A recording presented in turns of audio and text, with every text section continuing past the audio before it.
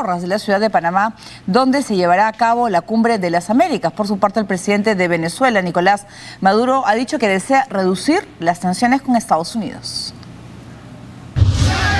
El inicio de un foro sobre sociedad civil, uno de los 4 encuentros previos a la Cumbre de las Américas, fue marcado por un incidente bochornoso. Todo comenzó cuando un grupo de exiliados cubanos llegó al Parque Porras para dejar un arreglo floral en el busto del prócer José Martí. Sin embargo, no lograron su cometido, pues fueron expulsados por grupos civiles afines al régimen castrista. Y son militares, son agentes de la contrainteligencia y de la seguridad del Estado cubano, que están acostumbrados, lo han hecho 1000 veces, a agredir, lo han hecho aquí en este país. En el Centro de Convenciones Vasco Núñez de Balboa, donde se llevaría a cabo este foro, la situación fue similar. Una delegación de cubanos que no contaba con acreditación para ingresar repudió la presencia de disidentes a esta actividad. Lamentablemente, los organizadores de este evento creemos que se han prestado también a esta trampa y nos sentimos profundamente agredidos y profundamente conmocionados por esta mala actitud ante el pueblo cubano. Esto no fue lo único que se vio en las calles de Panamá. Partidarios y opositores del presidente de Venezuela, Nicolás Maduro, salieron a manifestarse. En algunos casos, fue necesaria la intervención de la policía local para controlar a una turba de activistas chavistas que lanzaron consignas contra algunos países de esta cumbre. Protestando contra el imperio yanqui. Trancaste la calle. Con una hora de retraso, se dio al fin inicio al foro que contó con la presencia del mandatario del país, Juan Carlos Varela, quien aprovechó el contexto para incidir en la reconciliación de las Américas.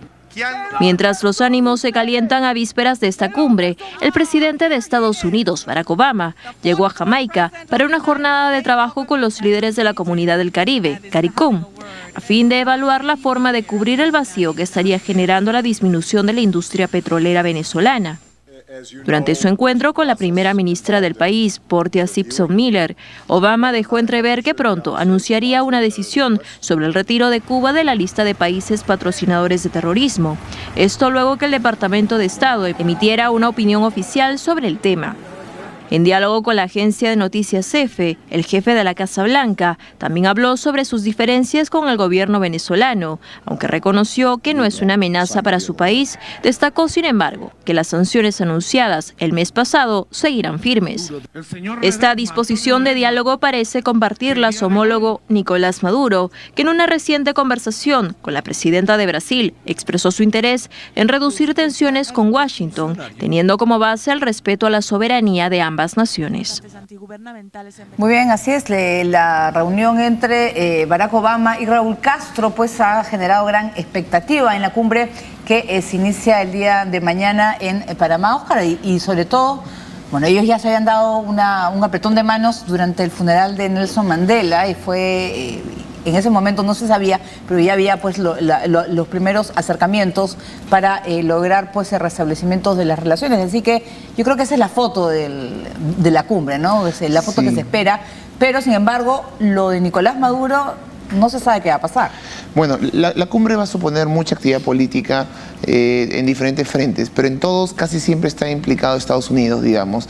Estados Unidos, de alguna manera, podría sacar de la lista a Cuba de países terroristas, lo cual sería un paso más en este deshielo en relación.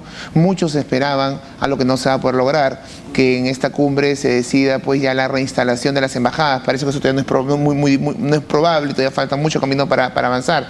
También pasa por el tema de Venezuela. Han habido señales de ambos lados de cierto deshielo en la relación, de cierta distensión, perdón, en la relación. Obama ha dicho pues textualmente que no necesariamente Venezuela es una amenaza a seguridad.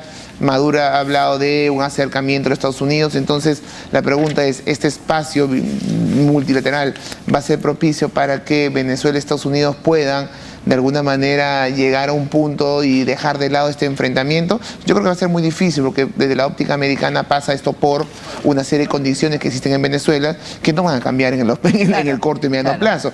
Y además también creo que el presidente Obama tiene presiones internas frente a lo que está haciendo con Cuba e Irán, no puede de alguna manera ceder tampoco en el caso venezolano, y creo que por ese lado va a tener una posición bastante difícil que va a imposibilitar un acercamiento. Claro, pero sobre todo esta declaración que van a firmar los expresidentes va a ser muy importante, porque estamos hablando pues que no solamente son 2 o 3, es un grupo importante de expresidentes que representan, pues que han representado y tienen su peso también en la región, que están preocupados por la situación que se está viviendo en Venezuela. Estaba leyendo en el Twitter que Andrés Oppenheimer hablaba de que se esperaba un discurso incendiario, ha dicho él, contra los Estados Unidos.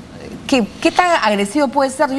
Yo creo que ayer se reunió un representante del Departamento de Estado en Caracas con la canciller, dicen que también con Nicolás Maduro, así que habría una intención también de poner paños fríos, ¿no? a esa situación. Ya sabemos que una cosa es lo que piensa la opinión pública y lo que puede pensar un expresidente que ya no está en el manejo de las cuestiones de Estado, y otra cosa es el gobernante y la política ser un Estado, y ahí obviamente hay que ser mucho más diplomáticos porque hay que atender a los intereses del país. Sí. Entonces ya hemos visto en otras ocasiones como por ejemplo UNASUR, sin aplaudir a Venezuela, pues de alguna manera ha sacado comunicados que de alguna manera tienen al diálogo, a la conversación. Yo estoy convencido de que finalmente, y lo ha dicho hoy el presidente de Venezuela, de Canadá, en esta reunión, es la reconciliación. Y creo que el discurso de la cumbre va a ir en torno a la reconciliación en Latinoamérica, pero también en Venezuela, en ese el diálogo de la conversación, de la negociación. Por ahí va a ser. Ahora, pensar en un discurso incendiario por parte de Venezuela sería algo ilógico después de lo que está tratando, lo que ha dicho hoy también Maduro, que quiere tender a un acercamiento a Estados Unidos. Así que creo que en este momento, y también ha habido respuesta por Estados Unidos en ese sentido, así que en este momento lo peor que podemos esperar es que haya discursos incendiarios que de alguna manera dañen otro tipo de agendas, como por ejemplo que dañe la agenda que se está construyendo entre Cuba y Estados Unidos. ¿Y qué posibilidades hay? Se ha sabido, por ejemplo, que el representante del Departamento de Estado ayer, que estuvo en Caracas, no solamente se reunió con representantes del gobierno, también de la oposición. Están Lilian Tintori y Mitzi Capriles en esta cumbre. ¿De qué manera puede influir en la posición que tienen los países? ¿Va a ayudar o no? ¿Van a poder lograr que se puedan ser liberados sus familiares? Yo tengo la impresión de que Estados Unidos pasa por ahí, ¿no? De que yo estoy convencido de que la única manera para lograr un tipo de distensión entre Estados Unidos y Venezuela va a pasar porque Venezuela tome algunas acciones que de alguna manera impliquen un relajamiento de su política, es decir, que de alguna manera revise su trato a los detenidos políticos, que de alguna manera revise pues ciertas condiciones, porque Estados Unidos no puede inmiscuirse en temas económicos, sociales o cómo se maneja políticamente el país. Acá la crítica de parte de la comunidad internacional y de Estados Unidos es básicamente las condiciones que se le da a la oposición política, en un país donde claramente la institucionalidad está claramente mediada. En ese contexto creo que la única manera para que Estados Unidos comience y relance una relación con Venezuela va a pasar por acciones que yo dudo que el presidente Maduro vaya a tomar. Muy bien, nosotros mañana vamos a estar informando al detalle de esta cumbre de las Américas y sobre todo de esta esperada reunión entre Barack Obama y Raúl Castro. Muy bien, ahora vamos a Chile. La presidenta Michelle Bachelet afirmó que no piensa ni ha pensado en renunciar, haciendo frente a la crisis por el supuesto caso de corrupción que involucra a su hijo y que ha detenido el avance de las reformas y ha tumbado su popularidad. Los chismes y rumores que hablaban sobre una supuesta intención de renunciar a su cargo debido a los escándalos políticos que salieron a la luz en Chile en los últimos días quedaron solo en eso, pues la presidenta Michelle Bachelet los ha desmentido y afirmó que se mantiene firme en el cargo. En una actividad en Maipú con corresponsales extranjeros, la jefa de Estado chileno respondió a estos rumores y aseguró que no piensa ni ha pensado renunciar, puesto que no tiene ninguna vinculación en el escándalo. Un comentarista dijo que yo había renunciado a la presidencia de la República. Las redes sociales el sábado decían que yo estaba reunida con mis ministros porque yo estaba renunciando. Y yo estaba en Diego de Almagro y en Tierra Amarilla. Entonces, yo creo que hemos llegado a un periodismo del rumor. Y hemos llegado a un periodismo un poquito preso de las redes sociales. Creo que yo no estoy pretendiendo en ningún momento, que les quede claro, terminar con la libertad de expresión, nada de eso, pero por favor, responsabilidad. Porque la gente, imagínense, la presidenta renunció, o sea, hace un quiebre institucional. Por si acaso, si alguien tiene duda, yo no he renunciado. No he renunciado. La mandataria aseguró que hará frente a la crisis por el financiamiento ilegal a la política por empresarios, así como por el supuesto caso de corrupción que involucra a su hijo y a su nuera. Cabe mencionar que esta situación ha detenido el avance de sus reformas y ha hecho que su popularidad vaya en picada. Aunque ha prometido transparencia, Bachelet le pidió a algunos medios de comunicación locales una mayor responsabilidad con las informaciones que surgen en el día a día. Muy bien, y vamos con la franja electoral. Espacio no electoral gratuito. Ley de partidos políticos. Reglamento de financiamiento y supervisión de fondos partidarios.